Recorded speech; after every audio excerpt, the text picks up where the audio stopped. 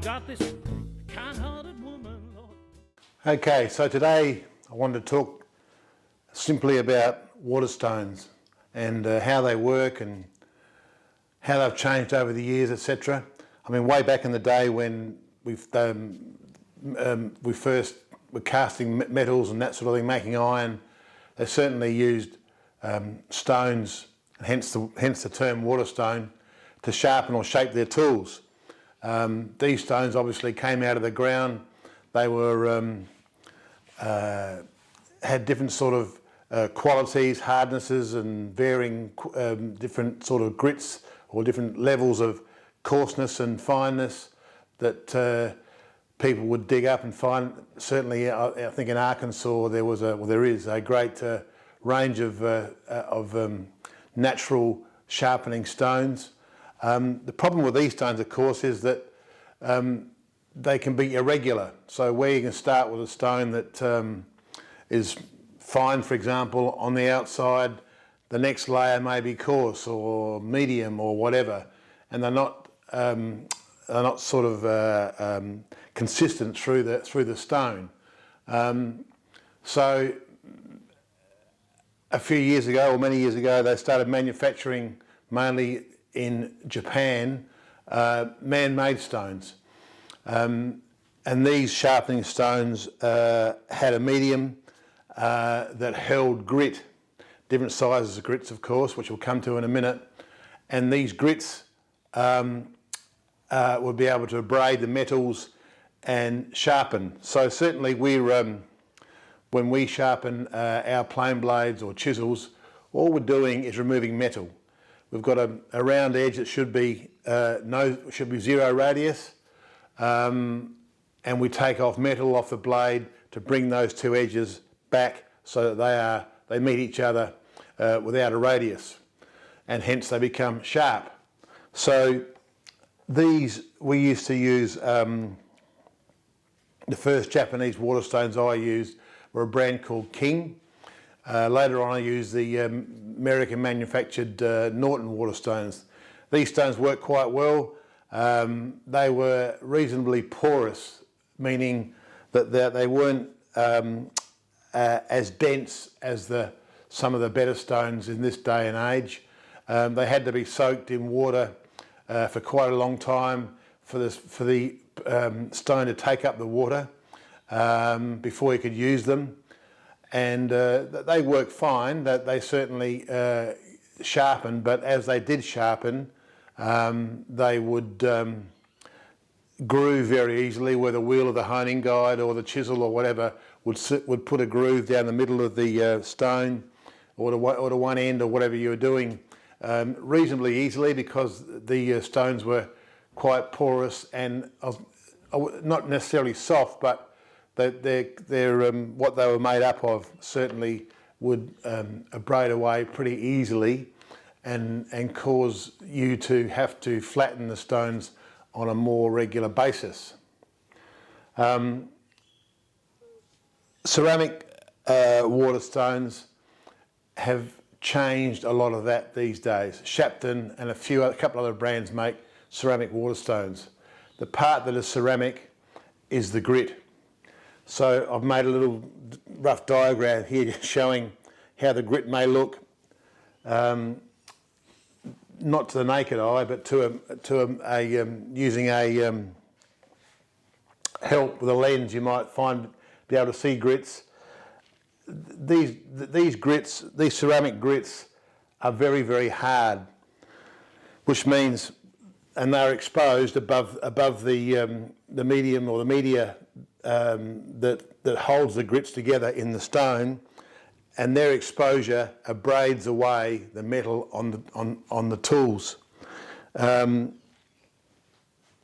Being made of ceramic, you've probably heard of ceramic knives. They can only be sharpened with diamond plate because they're so very hard. So hence these grits that they use in the Shapton Pro series are very, very hard, which means they just simply don't wear out quickly. It means when you're sharpening away, the edges that they've got stay there for quite a while you're abrading and taking away the metal you don't want on your blade to make it sharp or polish it. The grits are random. There's another little diagram here just to give you a bit of an idea. The grits are certainly random all over the stone, which means that when you're sharpening the blade, you're not going to get, it's very similar to rasps, like these rasps here, which are made by a man and not by a machine, and these are random.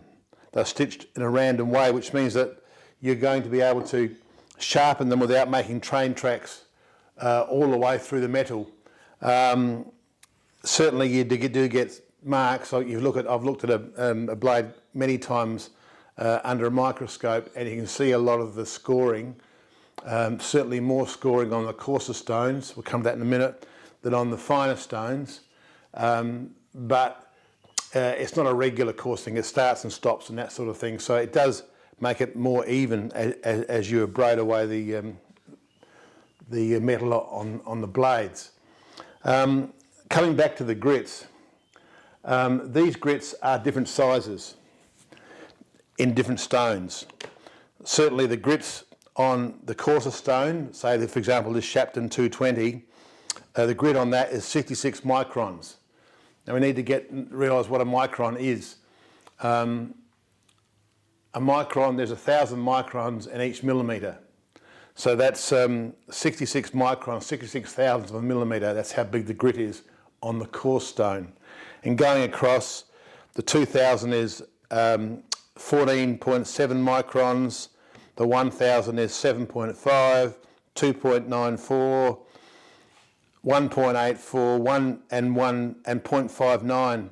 Sorry, 1.2 on the 12,000. They also make a 30,000 grit stone, which is 0.49. That's a half a thousandth of a millimetre. That's very fine. Now that's the size of the grits, of the grits that are impregnated into the binder that holds the grit together and hence makes up the sharpening stone. I talked earlier about some of the early stones were very porous. These stones, they're not any harder. What they are is denser, which means they're not as porous and you don't need to submerge them in water before you use them. You simply just spray some water on top, and then you're ready to go. The coarser stones need a few more sprays than the finer stones, but they certainly are quite quick to get going. They are a genuine splash and go, as they say. So what's important with these stones is that because this binder that holds the grit together, the secret is to be able to, because it's very good, because the secret is you need to allow the binder to wash away, wear away, and expose new grits at a rate that doesn't beat the grit that you're already using. That's got to wear down a bit, and then the binder will start to wear, expose a new grit, and away you go. So it's a very simple, it's very scientific research that Shapton have done to get this balance right, where the binder breaks away enough to expose a new grit, but not too fast that you wear the stone out quickly. So, and they do that so very, very well. The water is required to flush away the metal. You'll see black metal coming off the blade as you sharpen it, and that water flushes that away and keeps exposing the grit to the blade. And it's important that happens. Otherwise you can sometimes I've heard of customers having a problem with it glazing over. And what that really is, is simply that they haven't used enough water and the stone is sort of glazing and not flushing away the metal and keeping the grit exposed to the metal, to the blade you're sharpening. So these stones, you can start at 220. I've got in my other videos we talk about what we use that for, but that's really for shaping and etc. And 2,000, 1,000, 5,000, 8,000 and 12,000. These are really, I think, the very best sharpening stones around. They sharpen our PM10V steel, which is a powder metallurgy tool steel. They sharpen A2 steel, O1, no problem. And they sharpen, certainly do woodworking tools, but certainly they work very well with chef's knives, etc. So really, I think, and in my experience, I've never seen a worn out stone. Surely there's some guys out there that do a lot of sharpening, have worn their stones, so they're flat and broken and fragile and they're all gone. But these stones come 15 millimetres thick, and certainly over time you will reduce that thickness, but I reckon they're a lifetime stone. The ones we've used in our workshop and in our demonstrations, when I flatten them and clean them up, they look as good as new, and they don't reduce much at all in thickness. Certainly they must reduce a bit, but it's a very, very slow process. And they cut as beautifully today they were as when they were first used. So we really recommend Shapton Pro Series stones, that especially due to the fact they have got the ceramic grit and the science that goes into the binder that holds the grit together, and it's the way it abrades and makes the stone last a long time and stay flatter longer, which is a big benefit compared to what we've used to the poorer stones of the past.